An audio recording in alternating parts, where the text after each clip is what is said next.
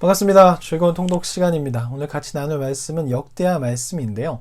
역대하는 솔로몬의 왕의 이야기로 시작을 합니다. 그래서 솔로몬이 성전을 건축하고 봉헌하고 하나님께 복을 받는 이야기로부터 시작해서 그 이야기가 끝나면 르호보암 왕부터 시작돼서 남유다의 마지막 왕 시드기야까지의 이야기를 다루고, 그리고 마지막 구절은 고레스의 칙령으로 남유다 백성이, 이스라엘 백성이 성전을 건축하기 위해서 기원하는 그런 명령이 내려지는 것을 끝을 맺게 됩니다. 전체적인 제목 그리고 기록 목적은 역대상에서 이야기했으니까 넘어가고 간단한 내용을 좀 요약하면서 말씀을 이어가겠습니다.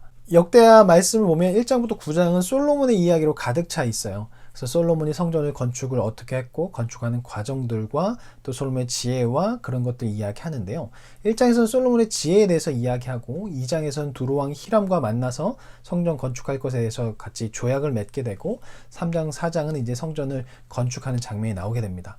그리고 5장과 6장에는 성전 봉헌하는 장면과 그리고 봉헌하고 난 후에 솔로몬이 하나님께 기도하는 장면이 나오게 되고, 7장에서는 솔로몬이 하나님께 기도한 것에 대한 하나님의 응답이 나오게 되고, 8장에는 이제 성전을 건축한 것 외에 솔로몬이 국방력을 높이기 위해서 성읍들을 건축하는 장면이 나오게 되고, 9장에서는 솔로몬의 지혜를 보기 위해서 스바 여왕이 찾아오는 장면과 그리고 솔로몬의 죽음이 기록되어 있습니다.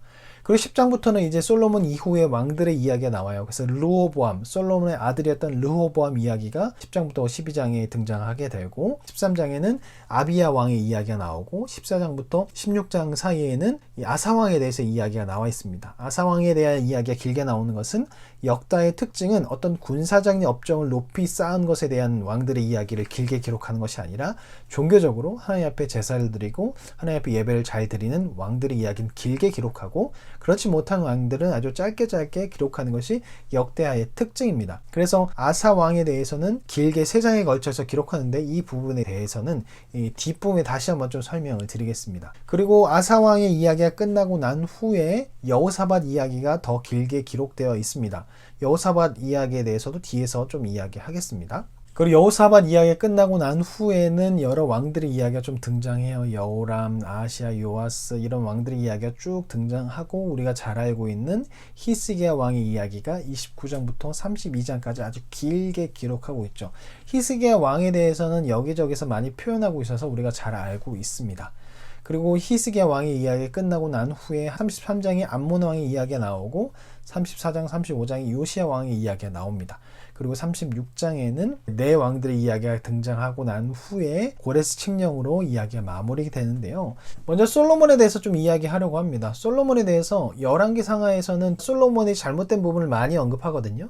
근데 역대하에서는 언급하지가 않아요. 그것은 역대하의 기록 목적에 있습니다. 역대하의 기록 목적 중 이스라엘 백성의 정체성을 확인해야 하는 부분이 있어요. 근데 만약 솔로몬의 치부를 다루게 된다면 그 목적에 어긋나기 때문에 성전을 건축하고 그래서 복을 받았던 그 솔로몬의 치부를 드러내지 않음을 통해서 이 글을 읽는 사람들이 자신의 정체성을 확인하고, 그래, 우리에게 이제 성전이 건축되었고 이 안에서 하나님께 온전히 예배를 드린다면 우리가 온전히 하나님 앞에 하나님의 백성으로 설 수 있겠구나라는 것을 알고 그렇게 살게 하기 위해서 기록되었기 때문에 성전을 건축한 솔로몬의 치부는 기록하지 않고 있습니다. 그리고 좀 전에 말씀드린 대로 성전을 건축하고 제사적으로 하나님 앞에 종교적으로 뛰어났던 왕들의 이야기는 길게 기록했다고 말씀을 드렸잖아요. 그래서 아사 왕에 대해서는 3장에 걸쳐서 길게 기록하는데, 그 특징 중 하나가 무엇이냐면 종교개혁을 함에 있어서 걸림돌이 되거나 그것에 반항하거나 하나님을 온전히 섬기지 않고 우상을 섬기는 사람은 누구나 할지라도 다 제거하고 심판하는 사람이 바로 아사 왕인 것이죠. 자신의 어머니 마아가가 아세라 목상을 만들어서 숭배하기 시작했어요. 자신의 엄마이고 왕비였던 그 마아가를 폐위시켜 버립니다. 예, 아주 가감한 결단을 내린 것이죠. 그래서 아사 왕은 하나님의 복을 받아서 35년 동안 전쟁이 없게 살아갑니다. 물론 아사 왕이 나중에 하나님께서 보내신 선지자의 그 말을 듣지 않고 그를 감옥에 가두는 어리석은 행동을 하기도 하는 장면이 나오기도 합니다.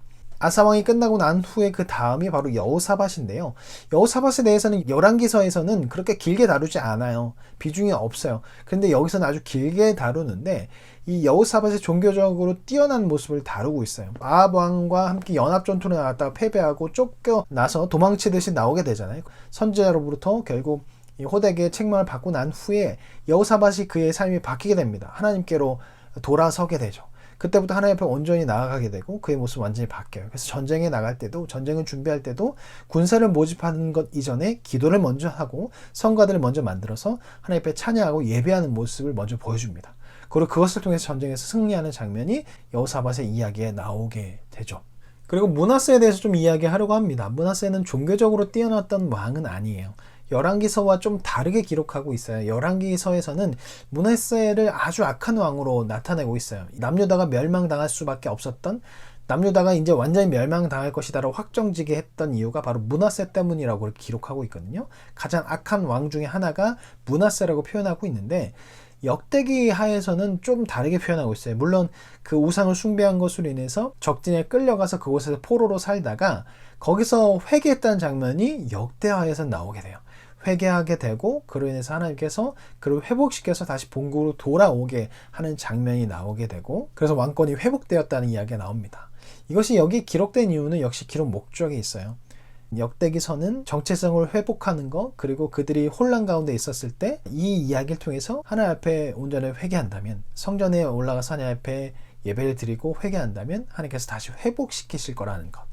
지금 이들이 성전을 건축했고 전혀 어떤 일도 벌어지지 않는 그런 상황 가운데 있는 사람들이 이 역대하를 읽고 있거든요. 그런데 이것을 통해서 하나님께서 회복을 하실 것이다. 므낫세도 회복시키셨기에 우리도 회복시키실 것이다 라는 그런 희망을 갖게 하기 위해서 기록하였기 때문에 므낫세가 회개한 장면이 열왕기서에는 기록되어 있지 않지만 역대기서에는 기록되어 있다는 것이 독특한 특징입니다. 그리고 요시야 이야기가 끝나고 난 후에 네 왕들의 이야기, 그리고 회복시키실 거라는 것, 고레스 칙령으로 이야기를 마무리하게 됩니다. 그래서 새로운 희망이 역대기 하에 기록되어 있는 것이죠. 역대기하의 기록 목적은 여러 가지가 있지만 정체성의 혼란이 오는 사람들에게 희망을 주고, 또 자신의 죄로 인해서 결국 하나님께 버림받았다라고 생각하는 이들에게 그렇지 않다, 하나님께 돌이키면 하나님께서 회복시키실 것이다 라는 그런 희망을 주기 위해서 기록된 것이 역대기하입니다. 우리도 역대기하를 읽을 때 그런 생각을 가지고 읽어야 할 것입니다. 우리가 삶을 살아가다 보면 때로는 죄를 짓게 되고 그 죄를 짓는 가운데 하나님을 찾지 않고 어려움이 찾아오면 다시금 하나님을 찾아야 되는데 그렇지 않을 때가 있습니다. 그것이 계속 좀 반복하다 보면 나는 안 되는구나, 나는 더 이상 하나님을 찾을 수가 없어 라는 생각을 하게 되면서 좌절감에 빠져 있게 되는데요. 하나님께서 원하시는 것이 과연 그럴까 생각해 봐야 되는 것이죠. 우리가 죄 가운데 빠졌을 때 하나님께서 원하시는 것과 사탄이 원하는 것을 구별할 수 있어야 할 겁니다. 사탄은 원하는 것은 계속 죄책감에 빠져서 후회하고 하나님께 나아가지 않는 것. 하지만 하나님 원하는 것은 후회하면서 하나님 앞에 나와서 회개하는 것. 그것이 하나님이 원하시는 것일 것입니다. 이것을 기억하면서 우리 삶에 코로나로 인해서 예배를 잘 드리지 못하고 내 신앙을 돌아볼 때 너무나 형편없어 보여서 마음이 어려운 가운데 있는 분이 참 많이 있을 텐데, 이 역대기를 통해서 하나님 앞에 다시 돌아올 수 있는 것, 또 하나님께서 원하시는 것은 돌이킴이라는 것. 어떤 상황에서도 하나님을 바라보며 찾아오기를 원하는 것이 하나님의 마음입니다.